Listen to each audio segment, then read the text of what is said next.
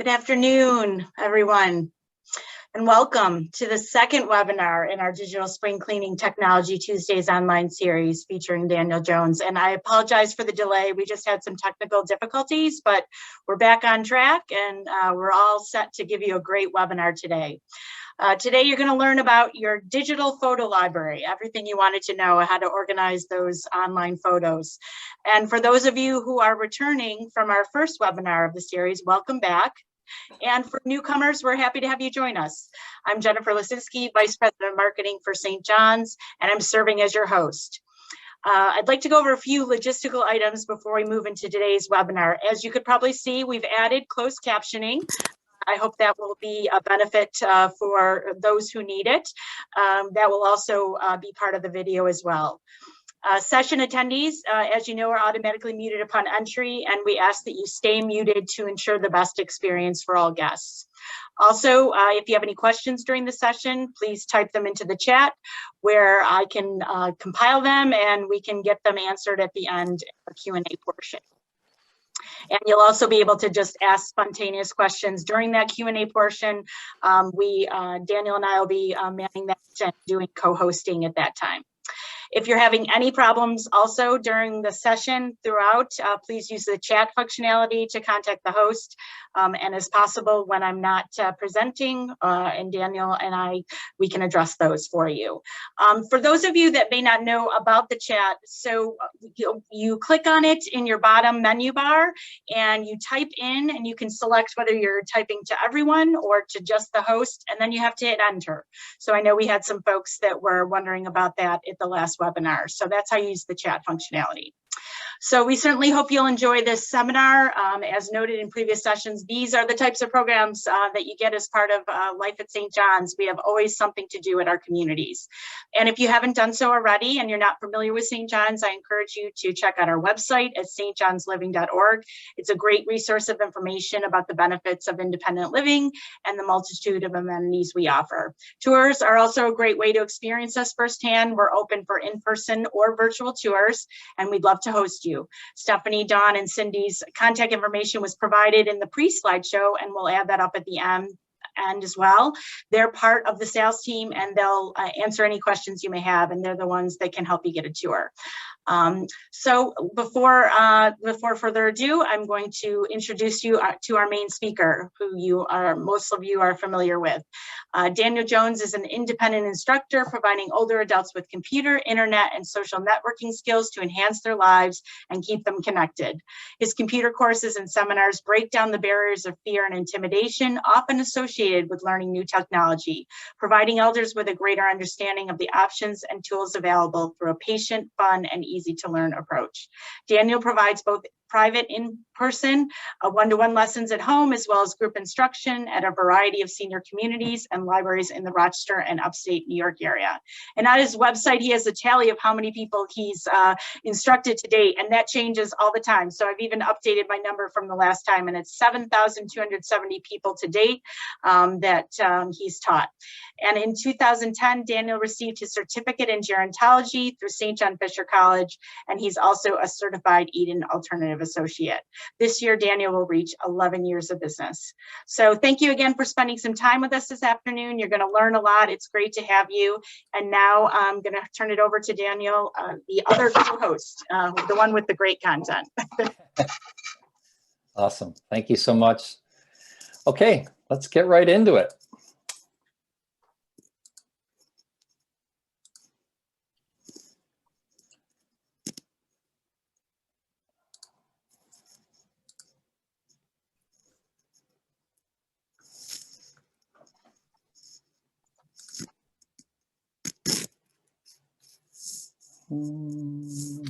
Hold on, let's see.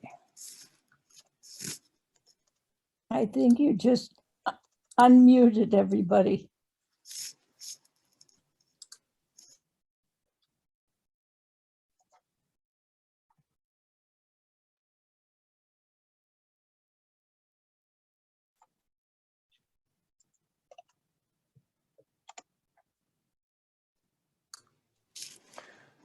Can everybody hear me? Give me a thumbs up if you can hear me.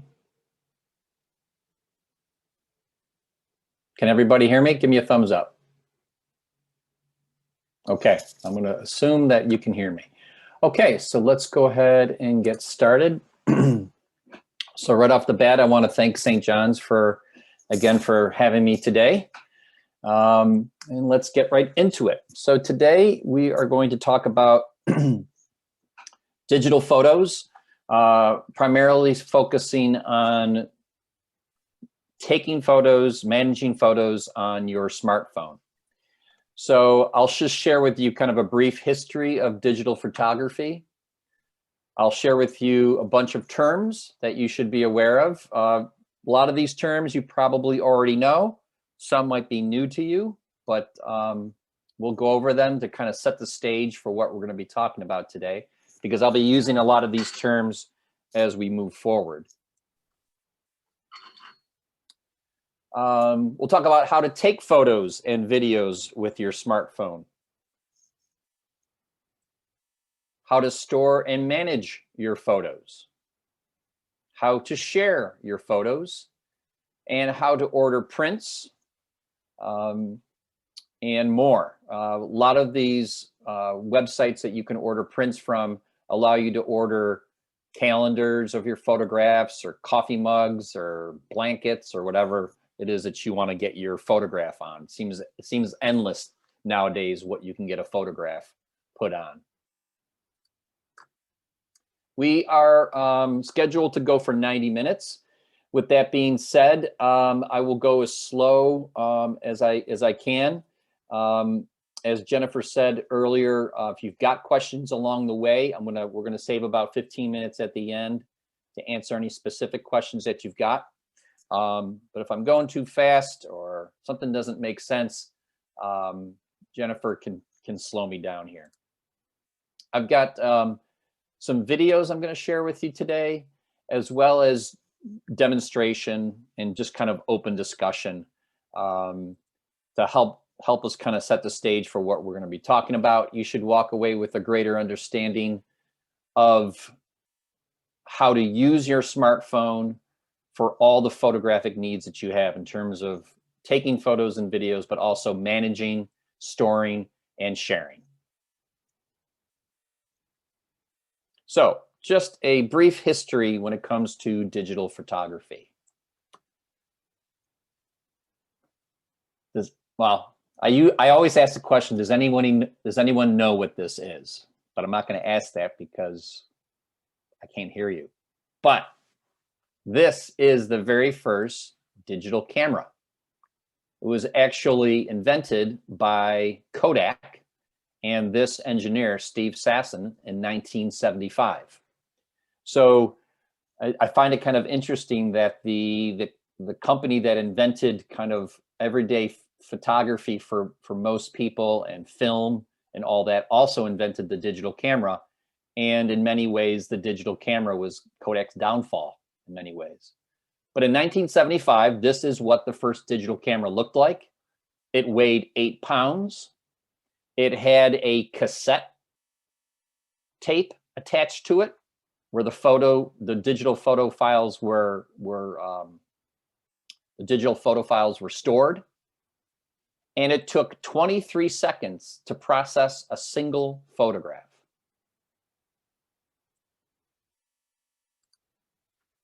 Today, that same device is much less heavy, allows us to take many more photos, and gives us a great range of photographs from personal digital cameras to our smartphones.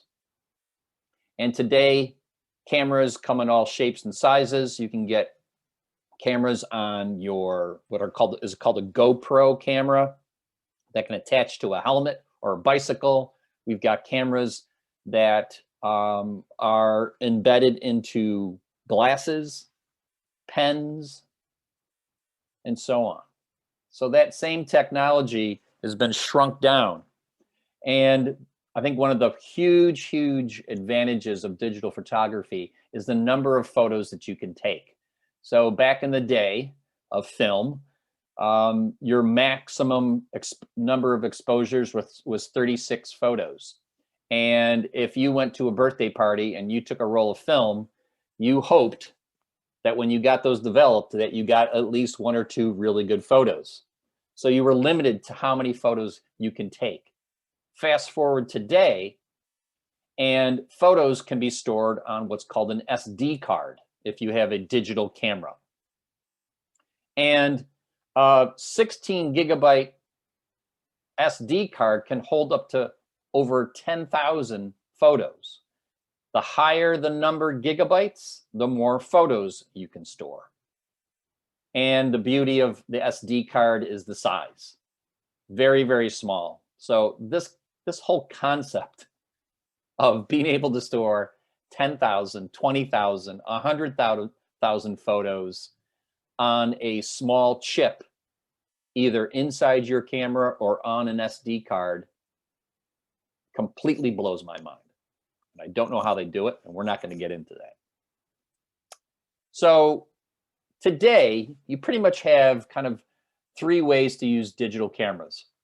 You've got your digital SLR cameras, which are kind of the high-end cameras that are all digital now, that you can change the lenses out, and you can really customize and take super, super high quality photos with a DSLR camera. You've got your inexpensive automatic cameras, which again are even harder and harder to find in the store because everyone pretty much is using smartphones to take photographs and share and so on.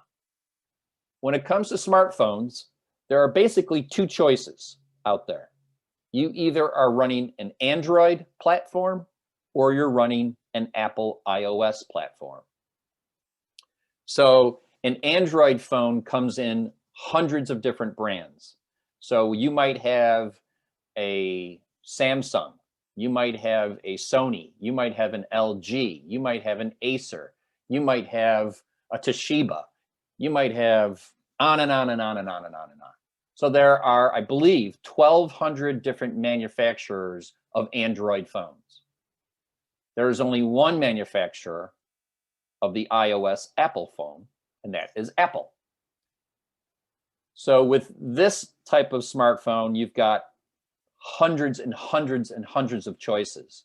With the Apple smartphone, you have 8 choices. And that's what we're going to focus on today. So the examples that I'm going to show you today are going to be through my iPhone.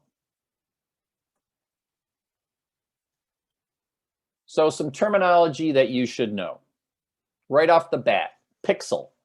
What exactly is a pixel? A pixel is a minute area of illumination on a display screen, one of many from which an image is composed.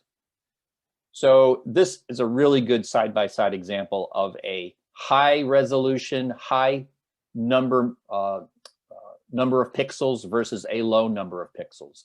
The higher number, the megapixels in a photograph, the better the quality. But a pixel is a single one of these squares.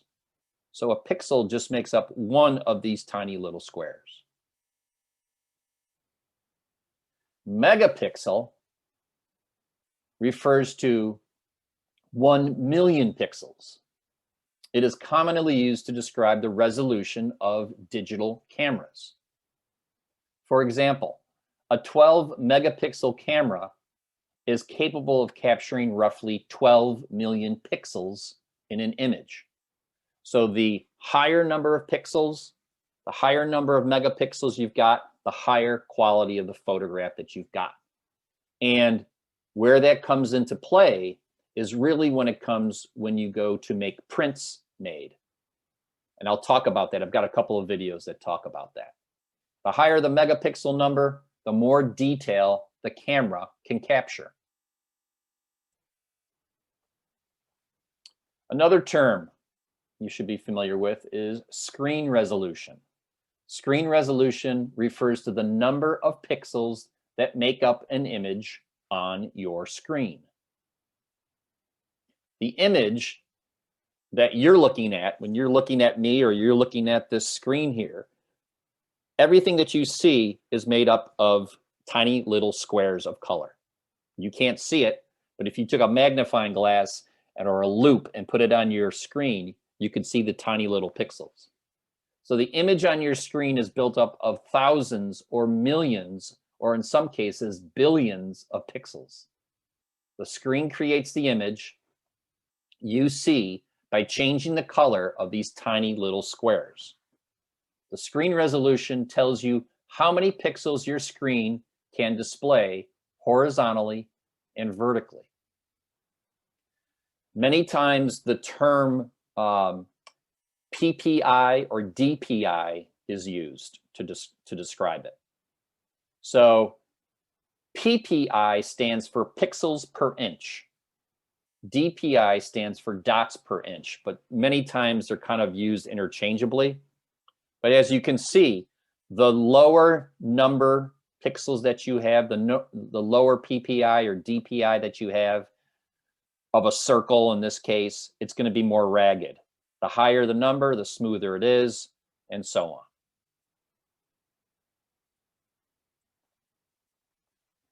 So if we're looking at these two cameras side by side, or I should say these two smartphones side by side, this camera has a pixel resolution at 460. So it's 2532 by 1170 pixels that make up that screen. This one is a larger screen, so it has more pixels that make up the screen. The newer iPhones and the newer Samsung smartphones and so on, they have super high resolution screens, and a lot of the TVs that are being made right now are very high resolution screens. The higher the number of pixels, the clearer, the cleaner, the crisper the image. These days, we're all photographers. We take digital photos with cameras, phones, and even computers. And some of us love to share them in printed form or on websites.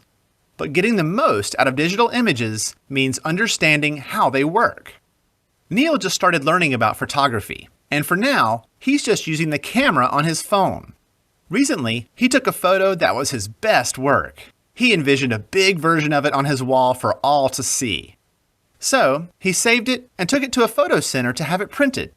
After taking a look, the photo guy showed him the options. The largest size he could print for this photo was 4 by 6. 6 feet wide seemed big enough to Neil. But the photo guy apologized with a chuckle. He meant 4 by 6 inches. Neil was crushed. The photo looked so good on his phone. He didn't understand why this photo couldn't be enlarged. Seeing his despair, the photo guy gave him a little lesson in digital images. Strangely, he started with blankets, just like at Grandma's house. He said to imagine a blanket that's 4 feet by 4 feet. When someone knitted that blanket, they used 8 packs of yarn. When the blanket is this size, it looks great and keeps you warm because the yarn is packed tightly together. But when you stretch it out to 6 feet by 6 feet, you can see the holes and it stops looking so warm. Stretch it even more and it looks more like a net than a blanket. His point was that yarn matters. Only blankets made from a lot of yarn can be stretched without becoming useless. He then explained that Neil's photo is like a blanket with too little yarn. He could stretch the image and make it bigger, but it would start to look blurry. This is because, like blankets made of yarn, digital photos are made of pixels. These are tiny bits of color that make up the image. When the pixels are stretched, the image quality suffers. After a bit of research, Neil found that his camera phone has a 1 megapixel camera, which means it captures 1 million pixels in an image. The image may look good on a small screen, but this number of pixels is only enough to print a small picture. For large prints, he would need a camera that captures millions more pixels. For example, a 5 or 10 megapixel camera, even on a smartphone, could capture more than enough pixels, especially if he learns the basics of lighting and composition. The only problem? Cameras and devices are expensive for Neil. For now, he'll just stick with his camera phone and even print photos at home. Who knows, one day soon, his wall may become a statement after all. I think that analogy of the blanket and stretching the blanket is a really good way of describing how when you go to get a print, if you have a low resolution photo or a low megapixel photo, you're going to be limited to the kind of the size that you can print clearly. Okay, so I'm going to switch over to my camera here.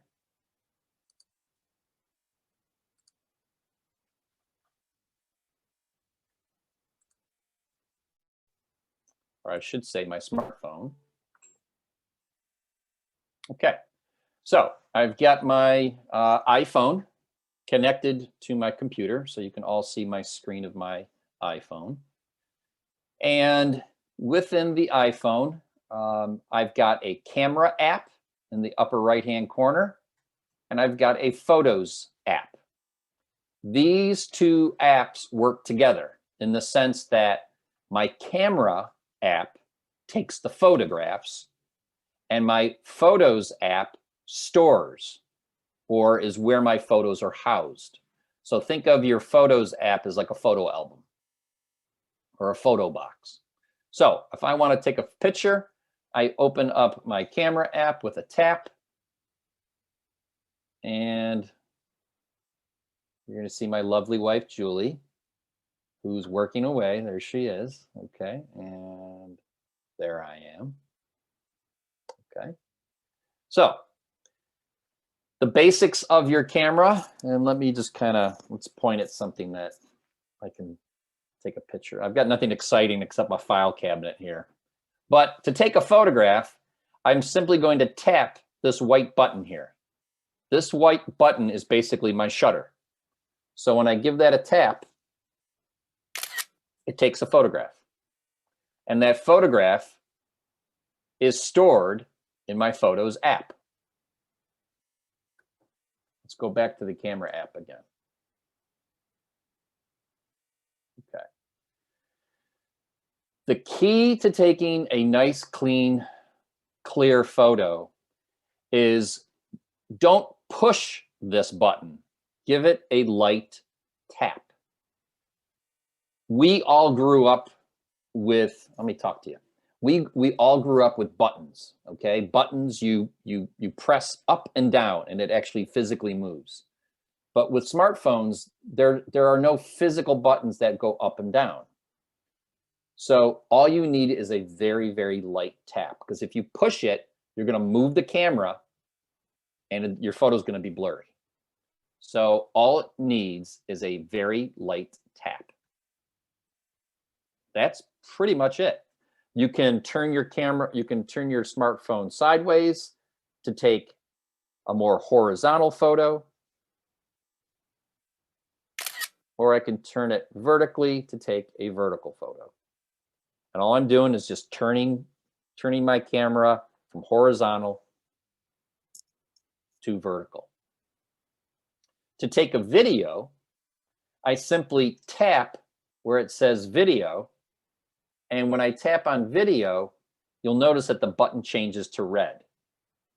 When the button is red, that means you are in video mode.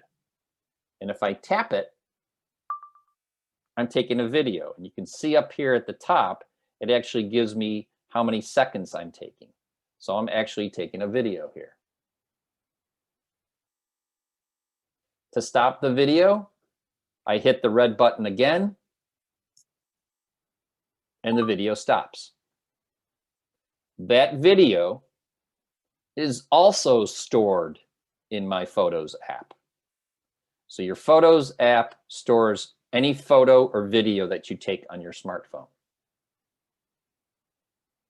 If you see the red button, that means you're in video mode. I have worked with lots of people who say, okay, let me take a picture here. So they line it up and they tap the red button thinking they took a photograph, and then they walk away and they put their video maybe on their desk or on their smartphone on their desk. And meanwhile, it's still recording. To stop recording, you've got to hit the red button again. To get out of video mode, all I have to do is just tap on photo. And now it's back at white and I'm in photo mode. Now, depending on what model iPhone you have, you may have other choices down here as well. I've got an iPhone SE, which is, mine's a couple of years old. But if I tap on square, the only thing it does is it just changes the format, the proportions to a square. That's the only difference.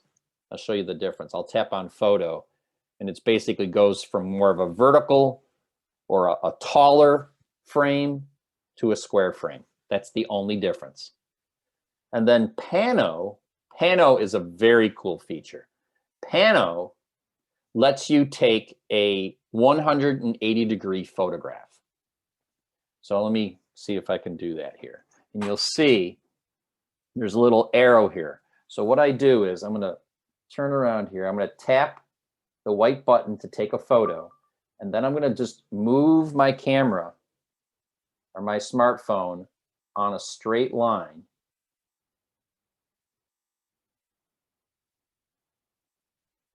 And I'm just basically turning to a 180 degrees. So I'm just turning my camera and my body. When I'm done, I tap the white button. And now I've taken a 180-degree photograph. So it's much, much wider. This is a really great feature for landscapes or you know, any kind of outdoor shot that you want to take there where you're trying to capture kind of a wide landscape. It's a really great feature. Let's go back over to video. Within video, I have a slow-mo version of video, and I also have a time-lapse feature. So if I want to take a slow motion video, I can tap on slow-mo and I can take a slow motion video of whatever it is I want, or time-lapse. That what I use, when I think of time-lapse, I think of you know, the old Rudolph the Red-Nosed Reindeer Christmas specials, where that's clay animation, where these are basically those are clay animals, and they're just taking a series of photographs in a row, and they're just kind of pinning them all together to create a video. The symbol right down here in the lower right-hand corner, what this does is it changes the camera from forward-facing to rear-facing. So if I tap on that, you see me. So this lower button down here in the lower right, that is for taking selfies, I guess is the easiest way to say it. Because on your iPhone or any smartphone, you basically have two sets of cameras. I don't know if you can see me at all, but you've got a camera that faces you, and then you've got a rear-facing camera that faces out. So by tapping on this, all I'm doing is just changing the camera from forward-facing to front-facing.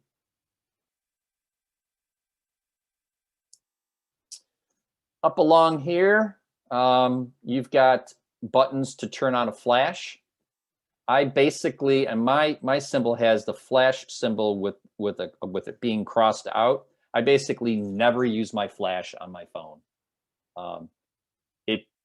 In my opinion, it takes pretty poor pictures with the flash, and you really don't need a flash even at night. The cameras are so good at on these that you really, in my opinion, you really don't need to use a flash.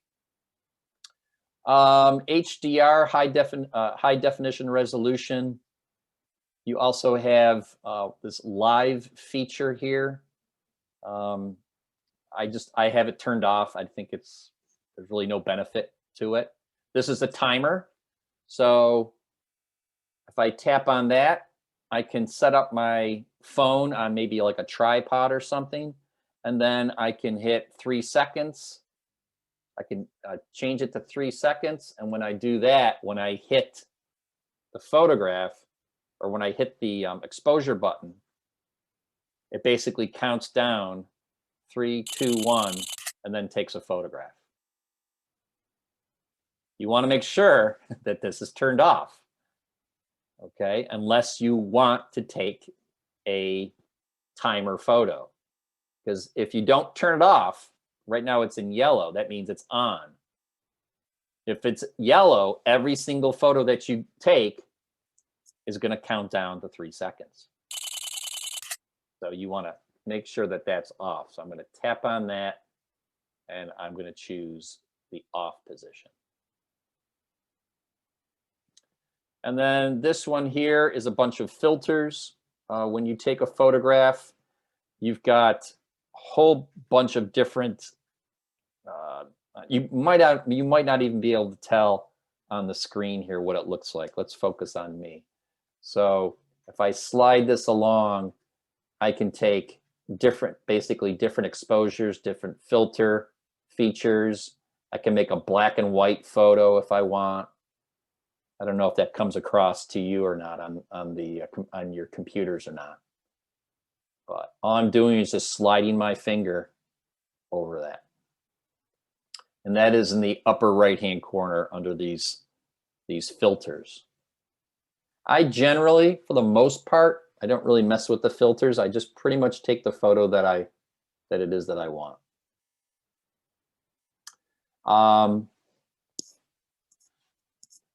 That's pretty much it. It's pretty straightforward. When you take your photograph, go back up to the camera. These are your controls. The main control is really just the button that you're going to press to take the photograph. But there's tons and tons and tons of photo related apps that you can download for special effects and filters that you can add to your photos. Okay, so I use my camera app to take my photos. To see my photos, I have to go into my Photos app. So I'm going to tap on my Photos app. And I'm currently in the Albums section. If you'll notice at the bottom of my screen here, of my phone, I have 4 sections: Library, For You, Albums, and Search. If I tap on Library, it basically brings up every photo that I've ever taken. And it's just in a whole library of photos. And I can scroll and scroll and scroll and scroll into the beginning of time of when I took my very first photo.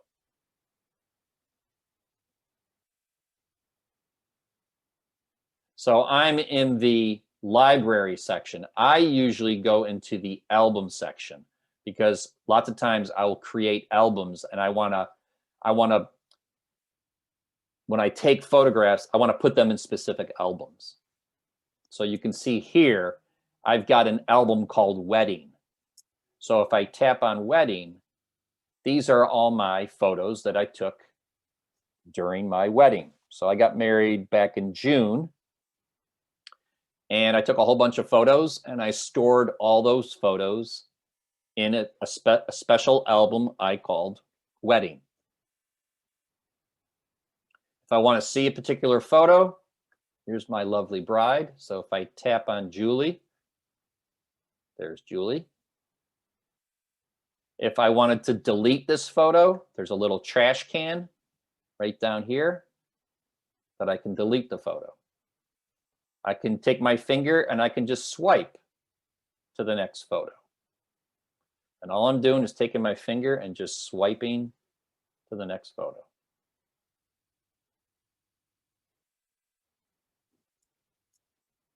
If I want to go back, there's a back arrow in the upper left corner. I tap on that.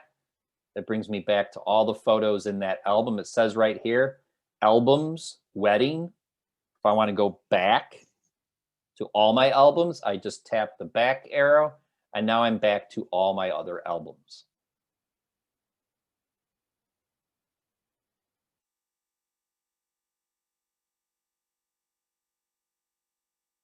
So it really depends on how you want to kind of manage your photographs.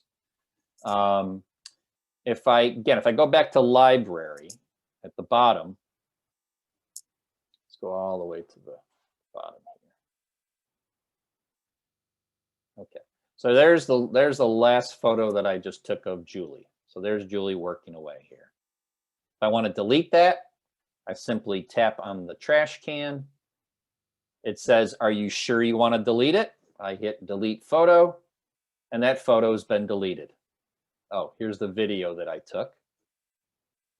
How many seconds I'm taking. So I'm actually taking a video here. To stop the video, I hit the red button again. Okay, I can pause the video. I can turn the volume off. I can trash it.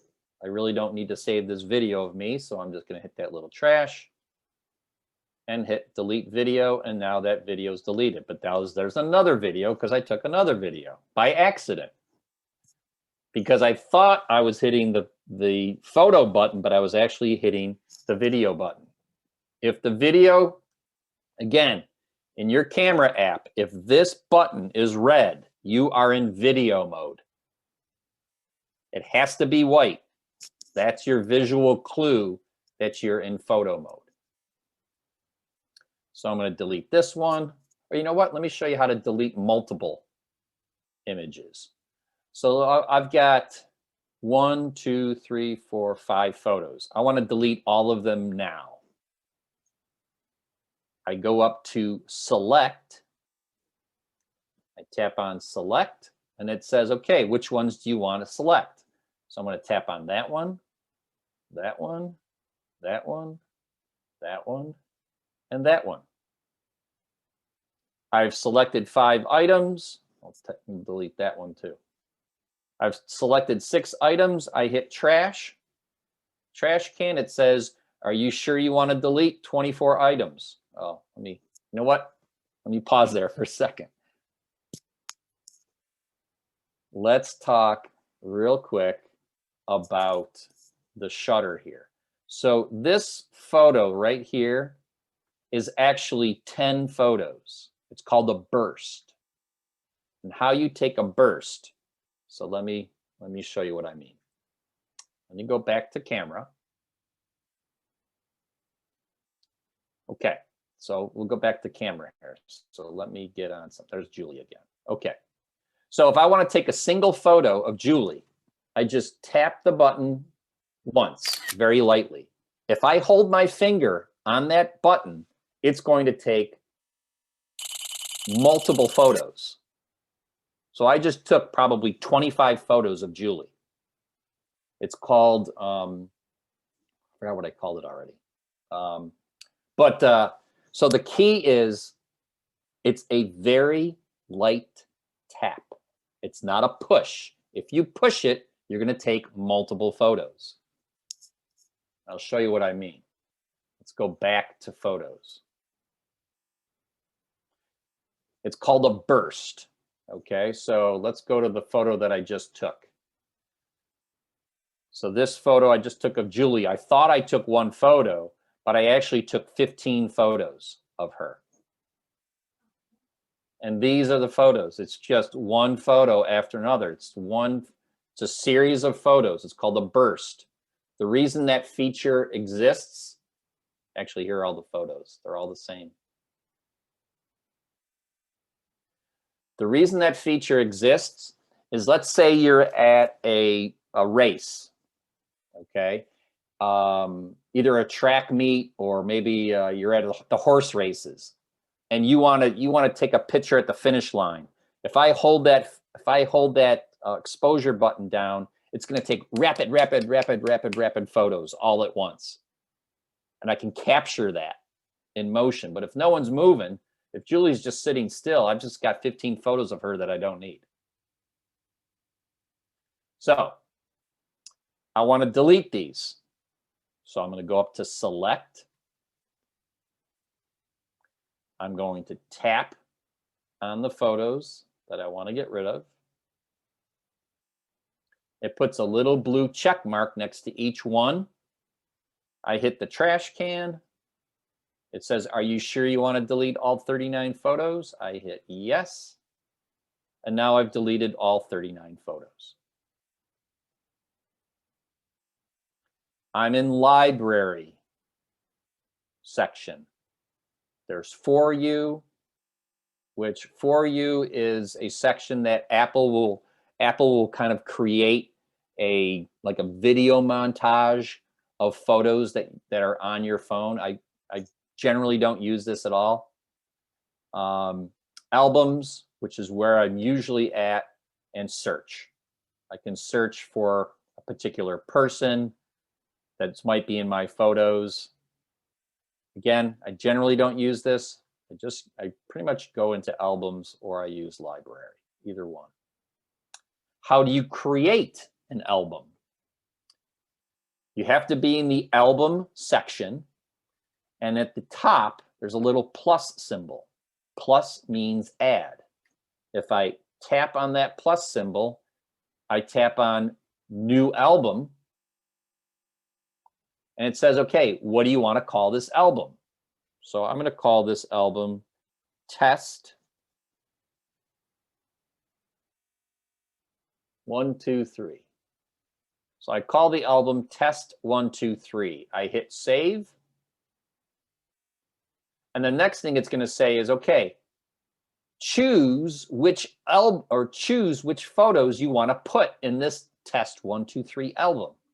So let's say, okay, I want to put all these photos of my car accident photos. So I'm going to tap on that one, that one. I'm going to scroll down here. I'm going to tap on that one and that one and that one and that one and that one and that one. That one, that one, that one, and that one. So I've selected 12 photos. I'm going to add them to an album called Test 1, 2, 3. I hit done. And now I have in my album section, I have Test 1, 2, 3. I have my wedding. I have an album called Mom, and so on. You can create as many albums as you want. It's simply a way to organize your photographs. That's all it is.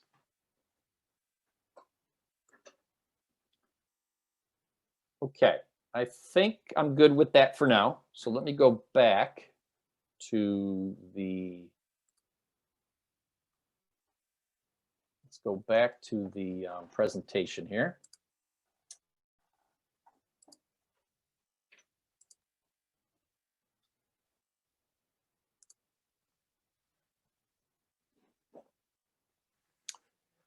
Let's talk about storing and managing your photos.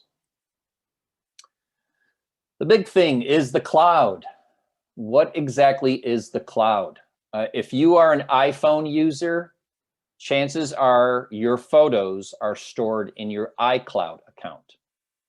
If you are an Android user, chances are your photos are stored in your Google Photos account. Both of those are cloud-based accounts. What exactly is the cloud? The cloud is just another term for the internet. Cloud computing refers to applications and services offered over the internet. These services are offered from secure data centers all over the world, which collectively are referred to as the cloud. So there are these massive data centers that just consist of computers, refrigerator-sized computers that store your stuff, my stuff, your friend's stuff, websites, and so on.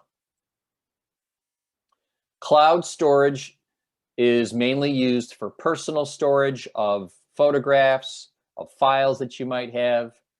But also websites are in the cloud.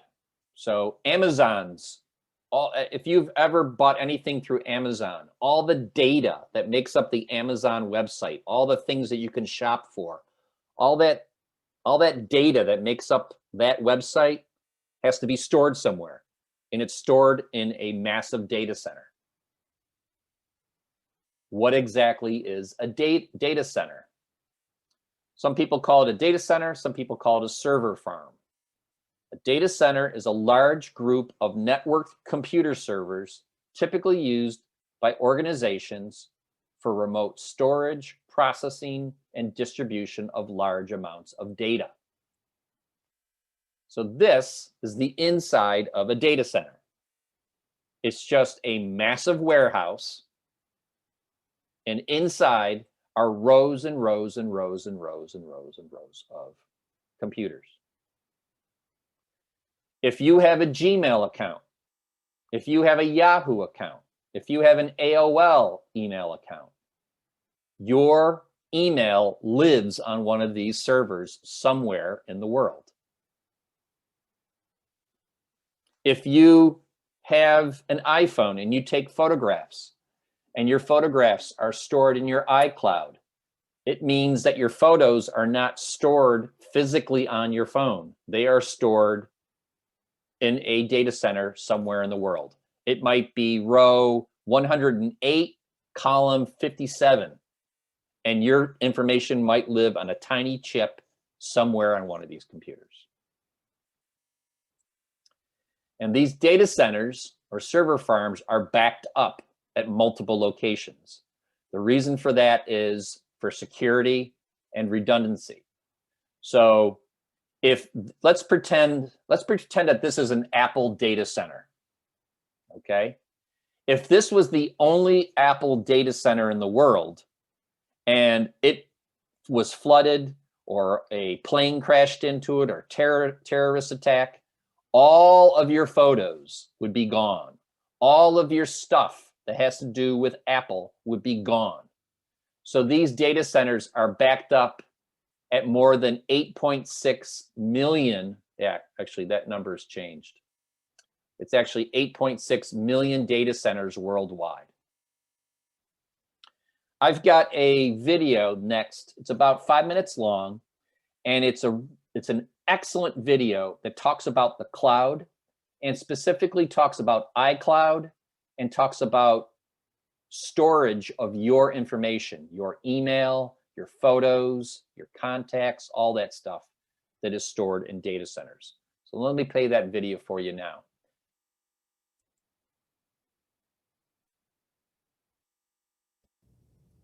My head's been in the cloud. Bet you've been there too. But where is this cloud, that enigmatic entity storing our data on the internet? David Pogue of Yahoo Finance knows and tells all in our Sunday morning cover story. These days, you can't walk through an airport, read a magazine, or open a computer without seeing ads for the cloud. The cloud, where everyone can access everything they save from anywhere they are.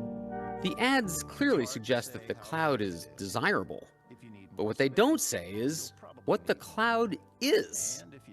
Well, here's the basic idea. In the beginning, we all kept our own stuff on our own computers.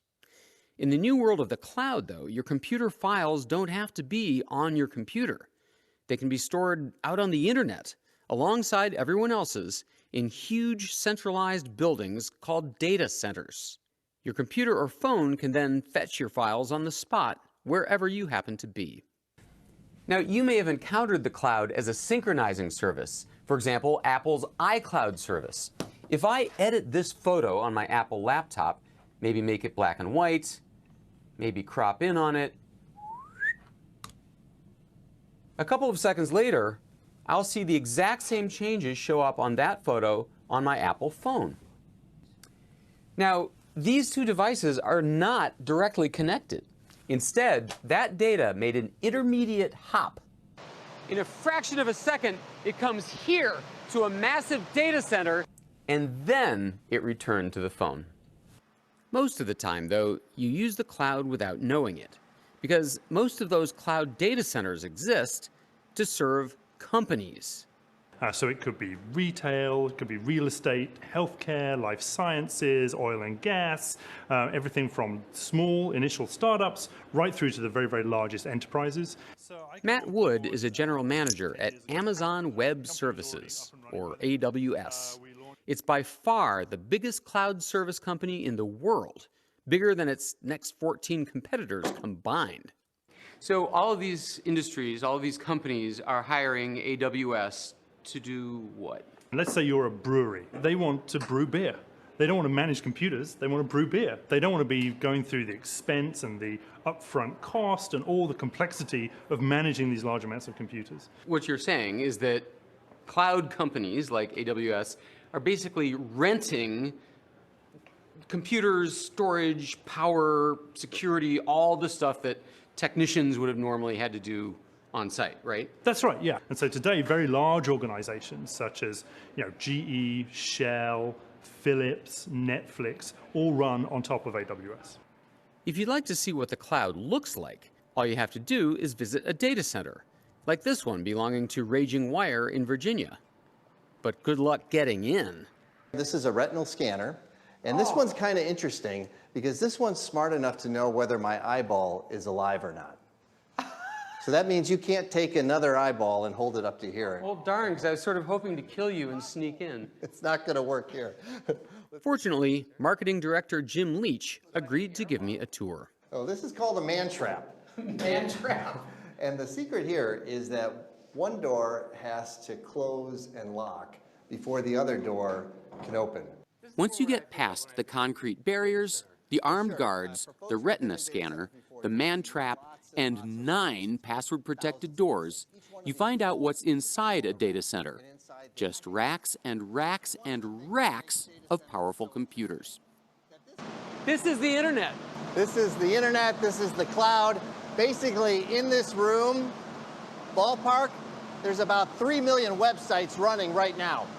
For security reasons, they'll never tell you whose websites.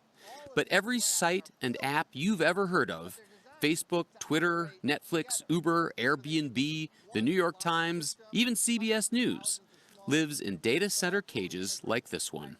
All right, I gotta ask, what happens in a power failure? It's backed up by batteries that can run the entire facility for about 10 minutes while we turn on these massive generators that can run continuously. This data center is in Loudoun County, Virginia, which turns out not to be much of a surprise. 70% of all web traffic on a daily basis from the world goes through a Loudoun County data center. Come on! 70%. Buddy Reiser is the county's head of business development. He's helped turn Loudoun County into the largest concentration of data centers in the world, 10 million square feet in 70 enormous buildings. What do the data centers need and how do we provide it? And it comes down to power and water and fiber and workforce and proximity. And I think the other thing you need is plenty of green space to build, because these are really big buildings, as you can see. But hold on a second. If we're concentrating all of our data into data centers and concentrating most of the data centers into one county, doesn't that make a very tempting target for terrorists? Amazon's Matt Wood isn't worried. If something does happen or we have a power event or there's a flood in one specific location, that data is held redundantly in other locations as well. So I don't mean to give anyone ideas, but let's say I figured out that one of these unmarked buildings was an AWS data center and I blew it up.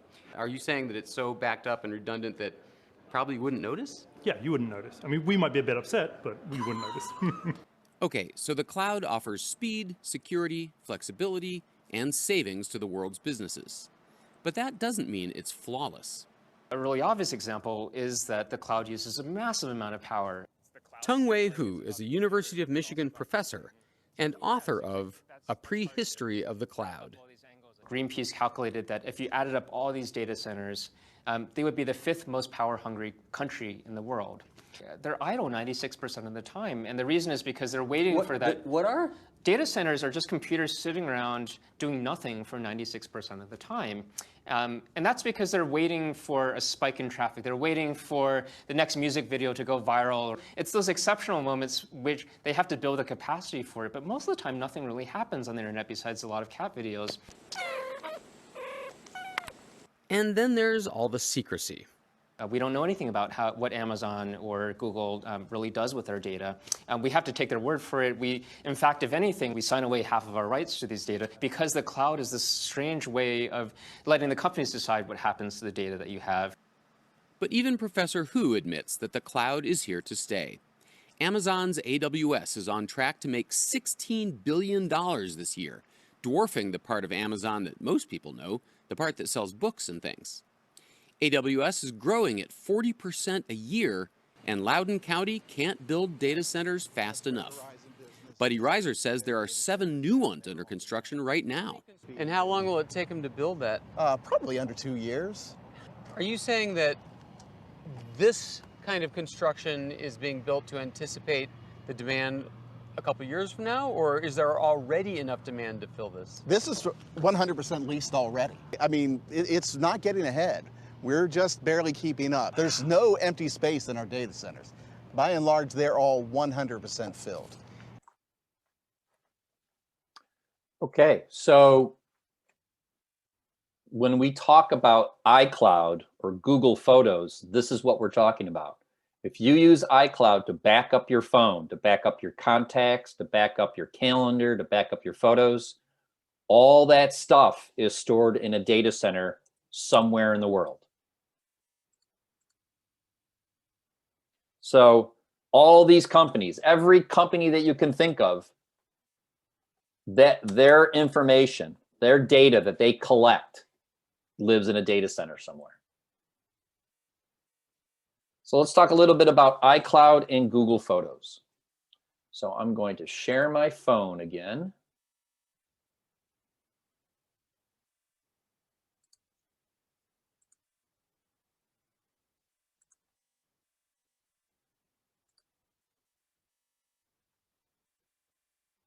Okay, so the iCloud is not an app.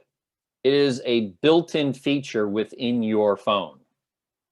So when I take a photograph, so let's go back to my photos here, and I'll take a selfie. So I'm going to tap this little button down here, and we'll take a selfie. That photo is not stored on my phone. It is stored in a data center somewhere in the world. My phone really becomes more of a vehicle to get me to that data center. So when I go to my Photos app and I open up my Photos app and I check out this photo's not on my phone. It's visible on my phone, but the file does not live on my phone. So how do you know if you're using iCloud or not? You will go into your Settings app, give that a tap, and at the very top of your Settings app, it has your name. When you tap on your name, there's a button here that says iCloud. I tap on iCloud, and then this graph shows you what is being currently stored in your iCloud account. So you can see I've got 50 gigabytes of storage. So I've got a certain amount of storage that I pay for with the iCloud. So I have 50 gigabytes. I'm using about half of it right now, and most of it is taken up by photographs. If I want to see if my photographs are being backed up, I tap on Photos, and then it says right here, iCloud Photos, and I have it turned on because it's green. And it says right here, automatically upload and safely store all your photos and videos in iCloud so you can browse, search, and share from any of your devices. So with that green button turned on, That tells me that all my photos are backed up into my iCloud account. What's also backed up are anything that I've got checked here. All my contacts, my calendar, my text messages, anything that's in green, the data that's collected in that app is backed up to my iCloud account. What's the benefit of that? The benefit is security. Because if I lose my phone, or I damage it, or someone steals it, or I break it, I haven't lost any of my photos. I haven't lost any of my contacts because all that data is stored in my iCloud account. If I need to buy more storage, so when you have an iPhone, Apple gives you 5 gigabytes of storage to start with for free. Once you use up that 5 gigabytes, you either have to start deleting photos and videos, or you have to buy more space. So let's pretend that I'm running out of space. Let's say I've got 40, I'm using 49 of 50 gigabytes. First of all, if I'm running short on space, there will be a message on my phone from Apple saying, hey, you're running close out of storage space. So if I want to buy more space, I tap on Manage Storage.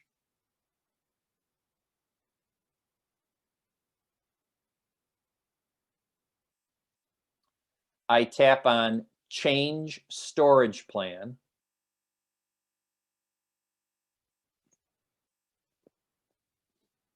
And this is what I'm paying. I'm paying 99 cents a month for 50 gigabytes. If I start to run out, I can do one of two things. I can just delete photos that I know I don't want, and that will free up space in my cloud, or I can buy more storage space. So it goes from 99 cents a month for 50 gigabytes to $2.99 a month for 200 gigabytes. Those are your choices.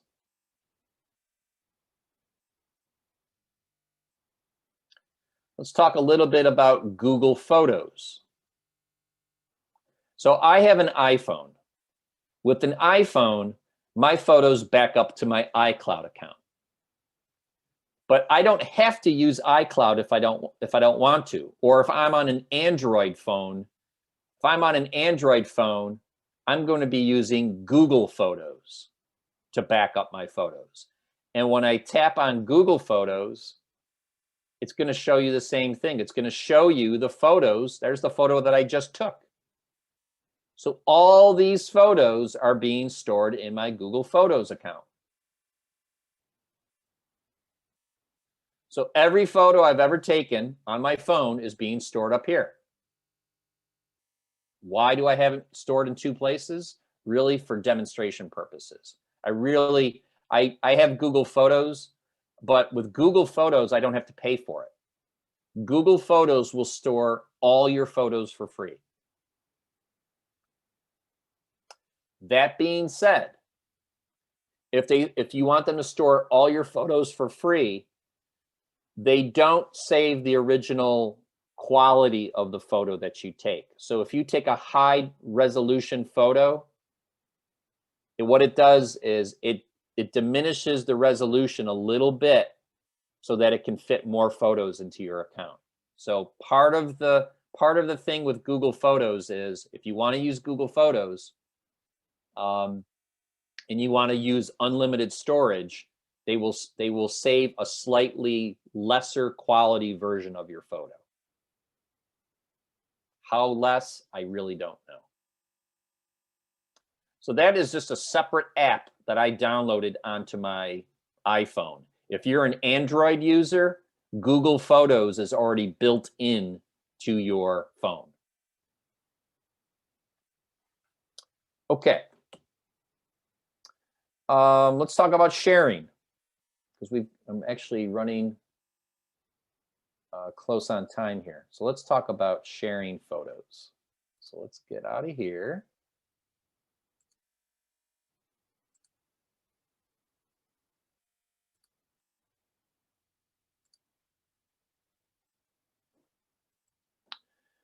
And sharing photos. How you can share your photos.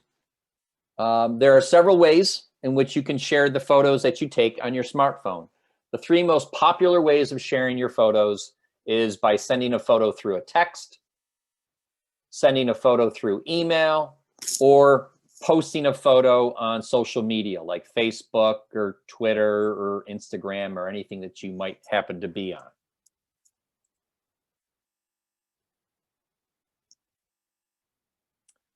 So let's get back to my phone.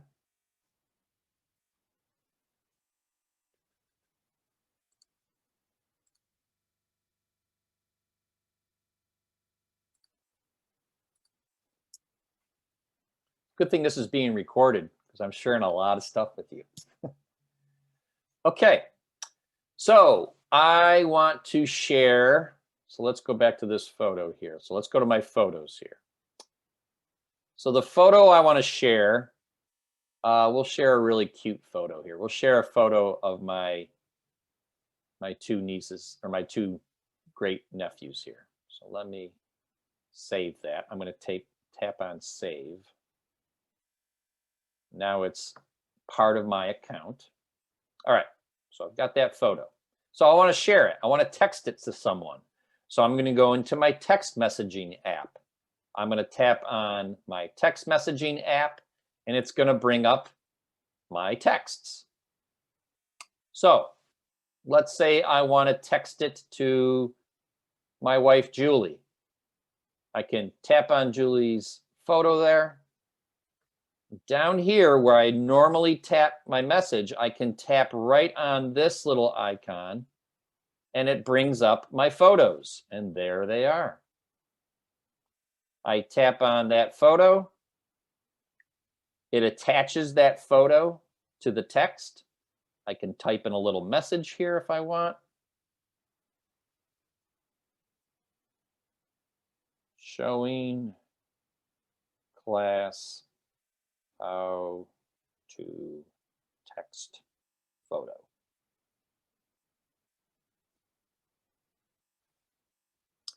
I hit the little blue arrow,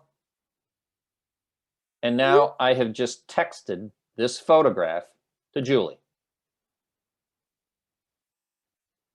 If I want to text her another photograph, I go down to this, and you'll notice that this symbol here, this icon, looks exactly like this.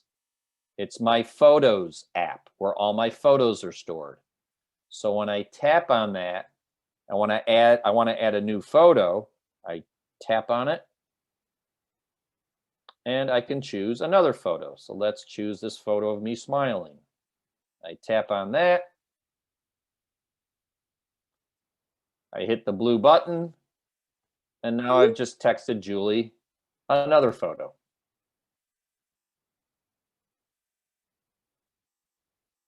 If I want to email a photo, the easiest way, honestly, is to tap on the Photos app, tap on the photo that I want to email, and then this little button down here, this lower left button, if you're on an iPhone, this is a very important button. It's called the share icon. When I tap on that, it gives me different ways to share this photo. I can text it, I can email it, I could post it on Facebook or Instagram. So right from this photo itself, I can tap on share, tap on mail. It embeds the photo right into the email. So I'm going to say, who do I want to send it to? I'm going to tap on to, and I'm going to type in my friend Brian. So there's Brian's email address. I'm going to do the subject. So I'm going to tap on subject. I'm going to type in showing class.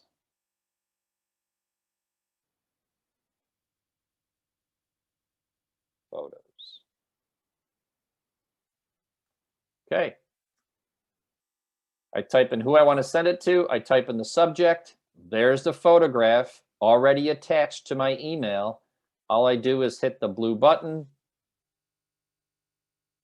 It says, what quality do I want to send it as? So actual size is always going to be the highest quality of the photo. So if I want to send Brian the highest resolution photo, I'm going to hit actual size. And you can see the number here increases. So it goes from megabytes to kilobytes. So if I just want to send a very quick, small photo, I can just tap on small. But I'm going to send him the original. So I'm going to tap on actual size. And I've just emailed him.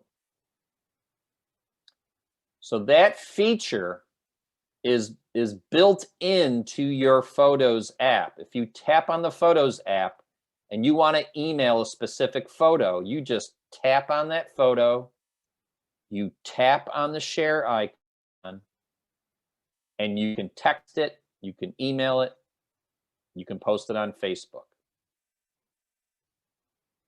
As with most technology, there's always several ways to do the same thing. And that's where it gets a little challenging, because someone else might show you a different way of doing the same thing if they were to do it. What time do we have here? Got 15 minutes. Okay. So that's how you could text, email, post on Facebook, and so on. Let's talk about how, if you wanted to order prints or something like that. Let's go back. I want to show you this graphic, and then we'll do a demonstration of it. So let's get back here. And let's say you wanted to order some prints, okay? The service that I use is called Shutterfly. Shutterfly.com is a website where you can upload photos from your phone to Shutterfly and order prints. But there's tons of different ones out there that you can do this. But let me just show you kind of how Shutterfly works. So let's say you have a photograph, and that photograph is either on your laptop or it's on your smartphone. It doesn't matter which one. So in this case, I have a picture of me and my mom. So I want to order prints. So I want to take that photograph from either one of these devices, and I want to upload it to Shutterfly. I have to have a Shutterfly account, so I'm not going to go through all that, but you have to first open up a Shutterfly account. And then once I upload that photograph, there's a copy of it. I'm not sending them the only photo. I'm sending them a copy of that photo. And now that photo lives on Shutterfly's in a data center somewhere owned by Shutterfly. And from there, I can then share that photo with other people on other devices. So with Shutterfly, I can upload a photo. I can share a link to that photo to anybody else that I want to share it with. And then those people can order a print of this photo.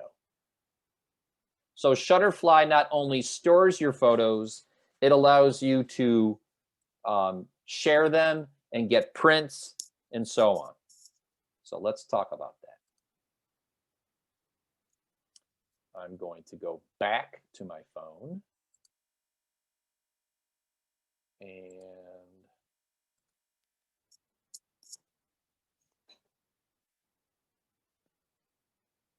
okay.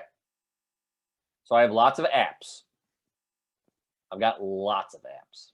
But one of the apps that I have is my Shutterfly app.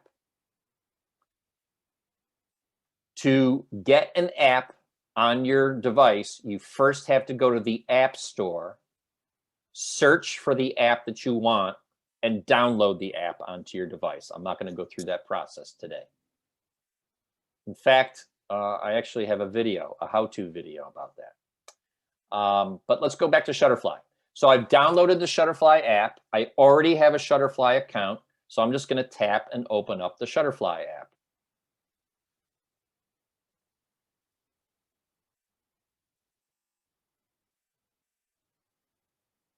Okay, so I'm basically kind of at the storefront of Shutterfly.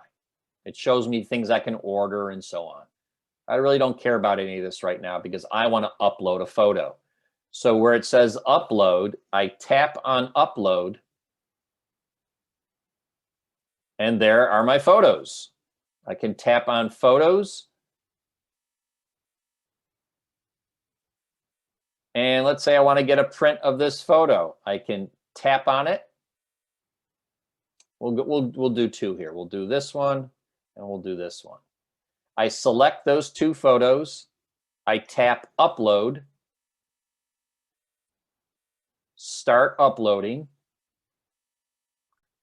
And now they're going to see a little, okay, that uploaded really fast.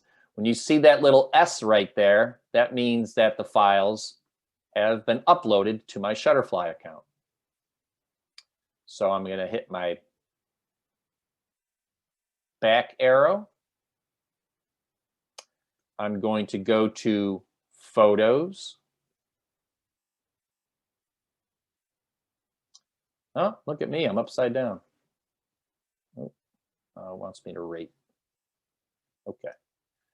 So there I am on that photo. There's that photo right there. So from right there, I can tap on that photo and I can order prints, magnets, ceramic tiles, playing cards. I mean, I could put it on a pillow, whatever it is that I want. So I want to order some prints. So I'm going to tap on photo print. What size print do I want? I want to get a 4x6. So I tap on 4x6. How many do I want? I want to get 5. So I'm going to tap on the plus symbol. Oh, I'm going to tap on this little plus symbol here. And I'm going to hit it until it gets to 5. I'm going to add it to my cart up here on the right.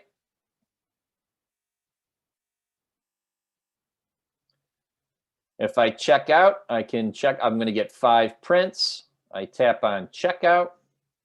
Actually, you know what? This is where I'm going to stop because I don't want to order 5 prints.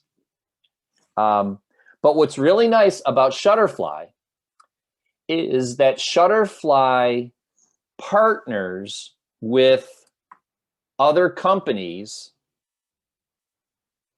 In fact, they partner with these companies here. Sorry, let me get back. Shutterfly actually partners with CVS, Walmart, Walgreens, and so on. So what I really like about Shutterfly is I can order my prints through Shutterfly, and then if I want, I can pick them up at Walgreens. So I don't have to wait for Shutterfly to ship me the photos. They have a partnership with Walgreens. I ordered them through Shutterfly. They place the order through Walgreens. I can go to Walgreens in an hour and pick up my photos.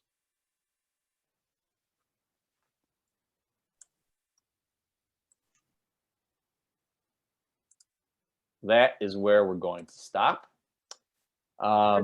Good place to ask some questions. We do have some. Yep. So a couple questions about albums. When you create an album, are the pictures only in the album or do they also stay in the all pictures section? And then how do you delete an album? Those two kind of went together. Okay, they stay in the all, it doesn't, when you create an album, it doesn't move the photos to the album. It just basically, quote, makes a copy of them and puts it in the album. So let's go back to that. So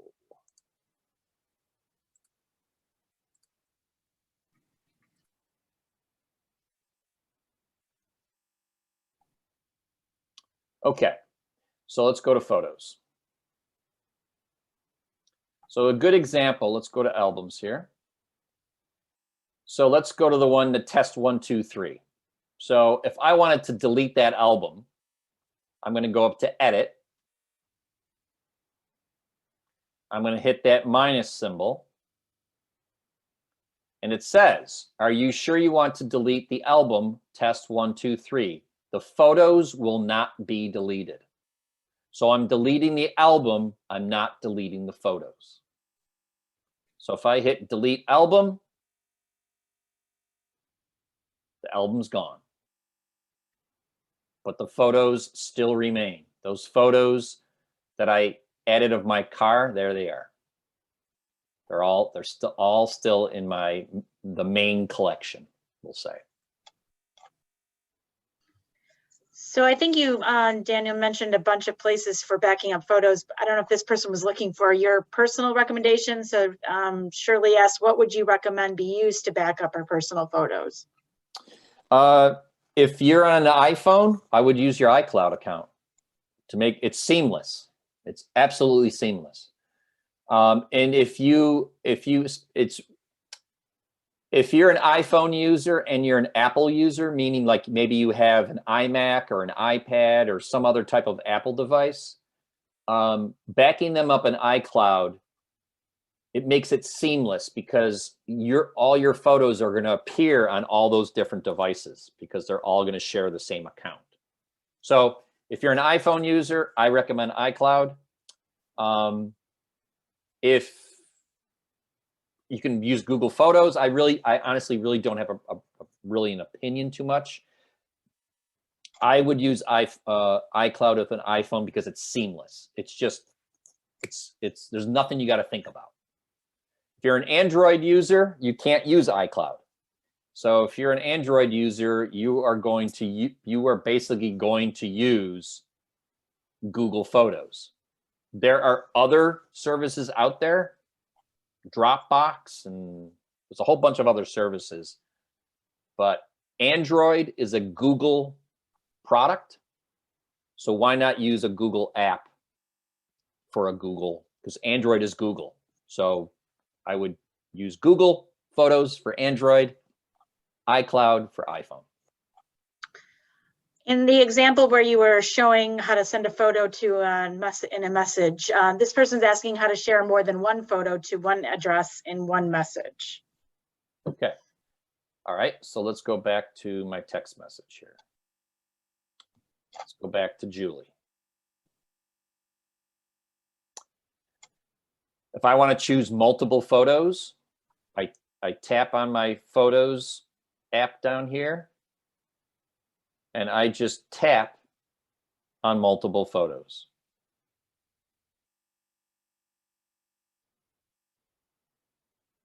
You can see it puts a number. So when I hit add, it puts 4 photos in that one single text. I hit the blue button, and I've just texted her 4 photos. And they're kind of hidden here. See how they kind of fan out? So when Julie receives the text, she'll tap on that photo, and then she'll just swipe her finger to the other one.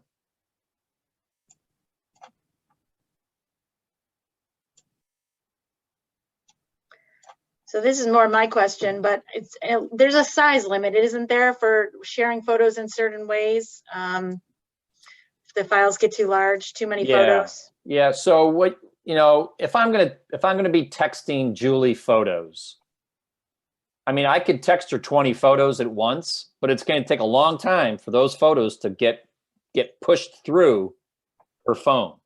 So, I personally wouldn't share more than maybe 4 photos at a time.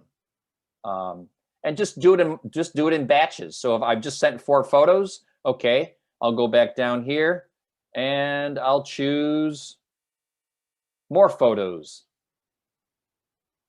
to choose from. Okay, and hit add. So I would do it in batches, and I wouldn't do more than 4 at a time. That would be my recommendation. Same with email.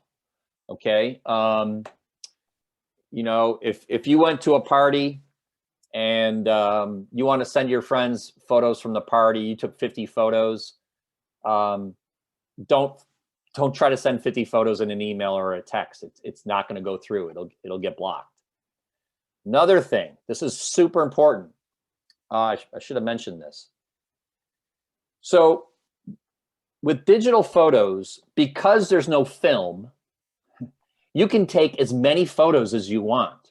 So what usually happens is you go to an event. We'll use a birthday party. So let's say it's Jen's birthday. I go to Jen's birthday party and I take a whole bunch of photos. And I take a group photo of Jen and her family. I never take just one photo. I usually take 10 because I want to make sure I get the right photo because someone's eyes might be closed. So what I do is I might take 10 photos, but I'm only going to save one because I don't need 10 photos of the same thing. So what I recommend is if you take 10 photos of the same thing, choose the one you want to keep and delete the others.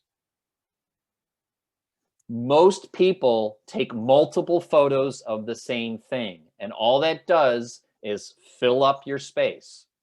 So what I usually do from time to time, so let's say I'm in the doctor's office and I'm in the waiting room, I'll go into my photos and I will go through here and delete photos that I no longer need just to clean up my iCloud space. I mean, I have 2,373 photos. If I wanted to spend some time, I could probably clear this up and probably get rid of probably 50 or 60 photos that I know I don't want. So I highly recommend that you do that. Terry says, I have an iPhone and a MacBook Air. When I back up both devices to the iCloud, are photos duplicated in the cloud, taking up more space since on both of my devices?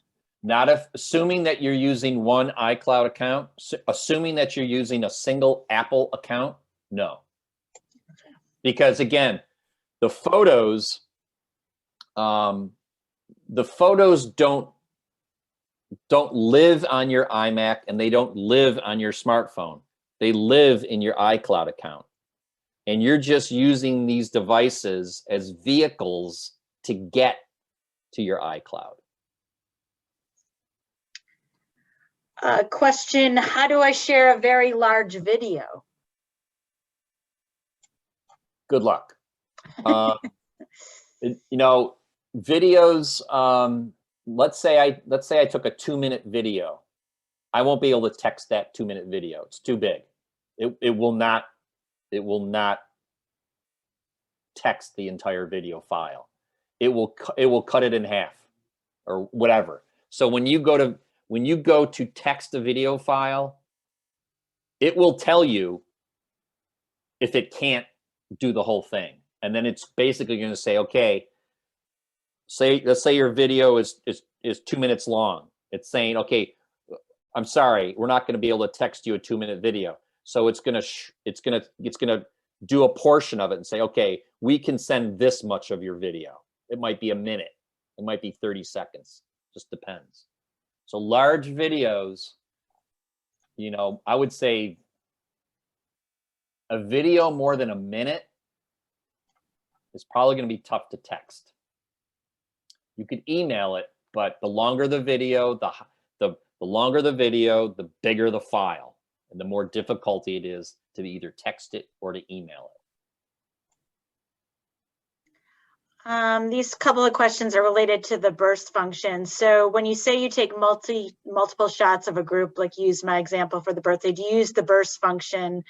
And then the other question was, how do you save only one image from a burst function, or burst set, or a movie? I think those are two different things. But okay, so let's go back to bursts here. So again, I've got nothing exciting here, but here's my file cabinet. All right, I tap it once, it takes a single photo. I held my finger down on it. I just took 8 photos. The longer you hold your finger on it, the more photos it's going to take. I cannot stress that enough, okay? It should be a quick, light tap, not a push. But let's say you accidentally take a bunch of bursts. I go into my photos here, and here's the single photo I took, here's the burst. And I don't know if you can really see on your screen, but there are like these little lines above it that indicate that it's a burst. If I tap on it, it says 8 burst photos. If I go to edit, oh, sorry, not edit. If I go, to select, if I go to select, I can go through the bursts and pick the ones that I don't want. So I'm going to click 7.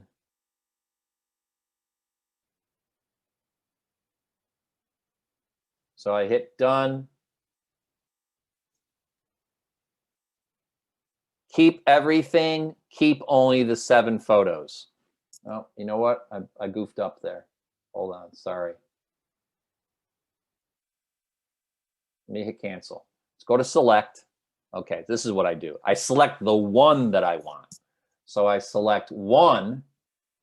I go to done. It says keep everything, keep only 1. I'm going to hit keep only 1. And now I've deleted 7 of the 8 that are in there. You don't want a burst photo. The only reason you're going to use a burst feature is if you are taking something that's in very fast motion. Okay? So don't use the burst feature to take 10 photos of Jennifer and her family. Okay? Instead, just take 10 photos. Tap it 10 times. Because again, the bursts are way too fast. Well, maybe one last question here. We have one last in the, so Shirley asks, I have albums on my iPhone that just appeared with some pictures in each, but I never officially set them up. Why is that? I'm sorry, repeat that.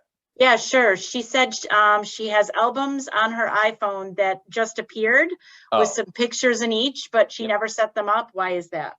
Okay. So let's go into my photos and let's go into albums here. Yeah, so there are certain albums that Facebook sets up for you automatically. Okay. So recents, favorites, well, that's the only ones that I have that they have set up for me. You might have a couple of other ones, but basically, these are albums that Facebook has created on your behalf. So let me show you what I mean. So I only have 2 of them. All these other ones I've created. But how do I create a favorites album? Which I highly recommend that you do. What is favorites? Favorites is when you tap on a photo and hit the little heart. When you tap on that heart, it adds it to your favorites album. Okay? So it's a really nice way to mark files that either are your favorite or ones that you want to get to quickly. Okay? So for example, if I go back here and let's say I don't want to have to scroll all these photos to try to find the one that I'm looking for. If what I could do is if I wanted to take, this picture of my mom and I. Okay, so there's me and my mom.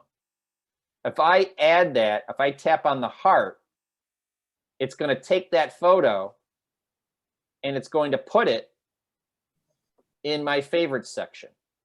And it's probably going to take a little while because it has to find that photo because that photo's been stored in the cloud. And what's going to happen is it's going to add that photo to my favorite section. In this case, it's going to take a little while because that's a photo that's kind of buried in my iCloud account. So that's what I would recommend. Favorites is a very quick way to get to photos very, very quickly. Like I've got a lot of favorites in here I really don't need in here because honestly, these favorites, a lot of these favorites are for my wedding, which I've already created a wedding album, so I can really kind of de-favorite these. How do you unfavorite a photo? You tap on the photo, and where the heart is in blue, you just tap it and it deselects that photo and removes it from your favorites. All right. I think that we're at our end. We're a little over. Okay. Thanks for hanging around with us. So again, let me, yeah. if you don't mind, let me just go ahead. Sure. do a little commercial here for you. Yeah. So again, thank you all for coming. I just want to talk real quick and thank St. John's and thank Jennifer for everything and remind everyone of the next session. Next Tuesday, we're going to be doing what I call your digital afterlife. And this is a seminar. This is a really, really important seminar. These other ones are kind of fun, but this is a really important one. Your digital afterlife is a seminar that talks about what you do with your digital assets upon your death. It doesn't even have to be upon your death. It could be if you're incapacitated. What happens to your what happens to your passwords and all your online accounts upon your death, or if you're incapacitated, and how to manage that. So that seminar for next Tuesday, I highly recommend that you attend on. So that's my little commercial. It's a good one. I've sat through it and really valuable. You learn a lot. So we'll look forward to having everybody back. As we did with the last two, we're going to have videos for you that come out by email. We thank you in advance for filling out the survey. It helps us to plan for future webinars, and so that'll be coming your way via an email, and we'll hope you sign up for the last seminar, and the registration is online for that, and the login information, if you've already signed up, will come out as it did for this one. So thanks again, everyone. Have a great afternoon. Bye. Bye. Thank you.